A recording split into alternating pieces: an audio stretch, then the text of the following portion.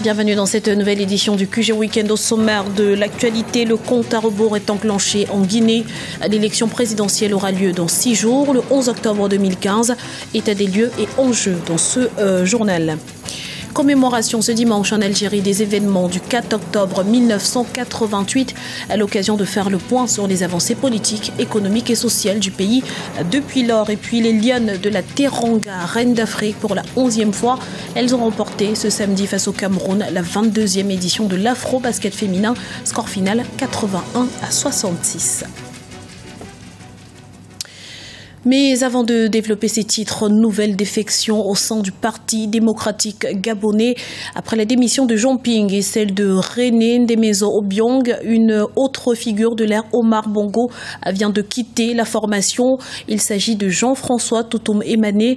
L'ancien Premier ministre ne quitte pas pour autant la vie politique. Il a annoncé par la même occasion la création de son parti dénommé MPDR, le Mouvement patriote et démocratique pour la refondation. Le 11 octobre 2015, les Guinéens seront de nouveau face à leur destin politique. Ils devront choisir parmi 8 candidats leur futur président. Et entre accords et désaccords, la classe politique se mobilise. Idelette Bissot. Les Guinéens iront aux urnes pour élire le prochain président de la République le 11 octobre 2015. Au départ, 24 abriguaient la magistrature suprême. Ils seront 8 candidats à s'affronter pour le siège présidentiel. 5 candidats ont déjà participé à cette élection il y a 5 ans. Le défi pour le prochain président guinéen est la réconciliation nationale. Nous, organisations de la société civile, nous sommes interpellés parce que nous n'obtiendrons que ce que nous voulons que la réconciliation nationale soit. Et ça, c'est un défi majeur. Donc, du point de vue bilan, en matière de droits de l'homme, de plus en plus, les agents de l'État se sentent justiciables. Et c'est d'autant évident que l'ouverture des enquêtes sur les massacres du 28 septembre 2009 et l'ouverture d'une information judiciaire a débouché aujourd'hui, grâce à notre accompagnement avec la Fédération internationale des ligues des droits de l'homme et avec l'appui de l'Union européenne, nous avons débouché sur la constitution de 400 personnes comme partie civile. Aujourd'hui, nous sommes à 14 inculpations. Le 28 septembre 2009, l'armée a réprimé une manifestation pacifique organisée par les forces vives dans le stade de Conakry. Une manifestation qui a fait plus de 150 morts et 1200 blessés. Ce massacre a été unanimement condamné par la communauté internationale. Malgré les divergences au sein de la classe politique, le 11 octobre ouvrira une nouvelle page de l'histoire politique en Guinée. Il y a eu des soubresauts à un moment donné en matière d'ethnostratégie, comme on l'appelle ici. Des stratégies politiques qui utilisaient l'ethnie pour pouvoir se positionner. Mais ça s'est surtout exacerbé depuis 2009. Et ça a atteint son summum avec les élections de 2010, ce qui est très déplorable.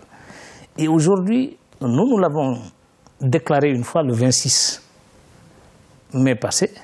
On avait dit que l'essentiel des stratégies que devaient mener les politiques, c'est de soigner leur discours et de tenir compte du fait que la Guinée est une et indivisible. Désigné candidat le 25 juillet 2015 par son parti, l'Union des forces démocratiques de Guinée, UFDG, Cellou Dalein Diallo, 63 ans, candidat malheureux de la présidentielle de 2010, continue de contester la légitimité du président Alpha Condé. Le 1er octobre, l'opposition politique a appelé au report d'une semaine du scrutin présidentiel. Vers une décrispation de la situation dans le nord du Mali, les groupes rebelles et mouvements armés pro-gouvernementaux multiplient les gestes d'apaisement. Les deux parties ont en effet procédé à un échange de prisonniers cette semaine. L'opération s'est déroulée sans incident. À noter également que les principaux groupes armés rivaux se sont rencontrés sur le terrain pour parler de paix. C'était il y a 27 ans, le 4 octobre 1988. Des émeutes d'une rare violence éclataient en Algérie, plongeant le pays dans le chaos. Le traumatisme est d'autant plus profond que des dizaines de jeunes avaient été sauvagement torturés après leur arrestation. Aujourd'hui, l'heure est aux commémorations. Jean-Célestin Edjangé et Arwa Barkala. Dans la soirée du 4 octobre 1988, débutaient des émeutes d'une rare violence. Des violences qui s'amplifieront et plongeront durant plusieurs jours Alger, la capitale, puis d'autres villes dans des troubles sans précédent depuis l'indépendance. L'armée est obligée d'intervenir pour tenter de rétablir l'ordre, mais elle fait plusieurs centaines de victimes. 27 ans après les faits, le traumatisme de la société reste profond en Algérie. 5 octobre 1988, c'est la date phare en Algérie qui symbolise en réalité la volonté de tout un peuple d'être pleinement souverain. Donc c'est une date dont tous les Algériens se rappellent, même les plus jeunes. Ce fut un épisode sanglant de l'histoire de l'Algérie puisque l'armée a tiré sur la foule lors des manifestations. Il y a eu des centaines de morts. Donc dans l'esprit collectif, il y a eu ce sacrifice du peuple algérien. Donc ça, c'est un élément important qui est resté dans l'inconscient collectif. Cette volonté de tout un peuple de s'ouvrir à la démocratie, d'en avoir payé le prix avec le sang. Certes, ces événements ont modifié la vie politique du pays, permettant l'avènement du multipartisme, la libération des médias et l'explosion du monde associatif. Un vent de changement qui soufflera jusqu'en 1992. Une autre logique s'installera. Et la décennie noire et la mauvaise gestion des autorités de la sortie de crise sur le plan économique a tellement laissé des séquelles que la classe politique n'a plus de crédit auprès de la population algérienne. Donc cette population algérienne, elle reconnaît cet héritage de 1988, elle sait que c'est grâce à cela que l'Algérie s'est ouverte à la démocratie, mais il y a eu toute une période où finalement qui a cassé cela, qui a vraiment brisé cet élan démocratique et qui fait qu'aujourd'hui les jeunes sont un peu bloqués. 27 ans après les événements du 4 octobre 1988, l'Algérie veut écrire une nouvelle page de son histoire sans rien renier de son passé. Un personnel enseignant fort pour des sociétés durables, tel est le thème de la Journée mondiale des enseignants qui sera célébrée ce lundi 5 octobre. L'occasion propice pour les professionnels togolais de mettre sur table leurs revendications. Les détails dans ce reportage d'Emefa Kofi, notre correspondante au Togo. Ils s'occupent de nos enfants dès leur plus bas âge, les apprennent à compter, lire et écrire et les forment pour la vie professionnelle. Seulement, la situation de la plupart de ces enseignants n'est pas l'une des meilleures. Pour défendre leurs droits, on se regroupe en syndicats, comme le cas du syndicat national des professionnels de l'enseignement technique du Togo. La situation de l'enseignant est encore très très catastrophique. Beaucoup de nos collègues croupissent dans une misère vraiment indescriptible. Et vraiment, j'en veux pour preuve beaucoup de nos camarades qui meurent vraiment dans des conditions... Parce que, bon, ça ne va pas, quoi, financièrement, je vais dire. Et quand on sait que l'enseignant est celui-là qui forme du planton jusqu'au président de la République, et bon, c'est assez dommage. La lutte syndicale pour l'amélioration des conditions de vie et de travail des enseignants n'a pas donné les résultats escomptés selon les acteurs. Le paiement de la prime de rentrée et de bibliothèque a été l'un des succès.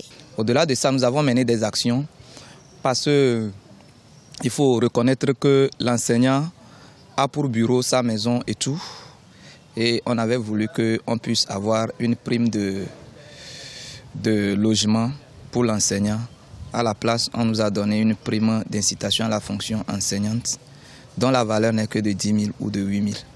10 000 pour la licence et la maîtrise, donc les A, et 8 000 pour les autres catégories. La prime de rentrée et de bibliothèque pour le compte de la rentrée académique 2015-2016 n'est pas pour leur payer aux enseignants.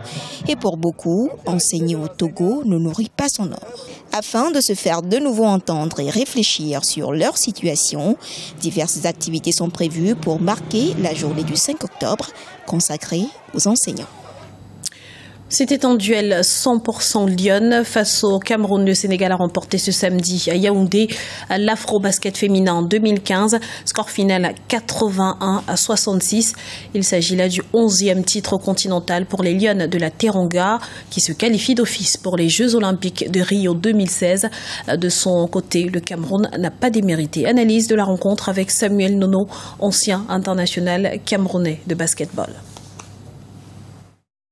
Le Sénégal mérite la victoire au vu de la prestation. Le Sénégal a nettement dominé tous les compartiments au niveau de la taille, du jeu intérieur, du jeu extérieur.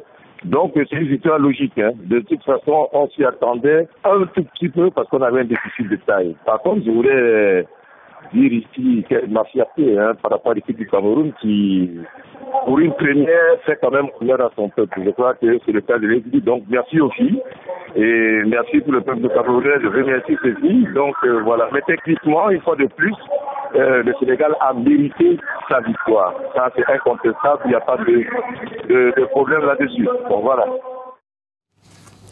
C'était le journal de la rédaction. Merci pour votre fidélité. Retrouvez dans un instant une nouvelle édition de l'information sur Africa 24.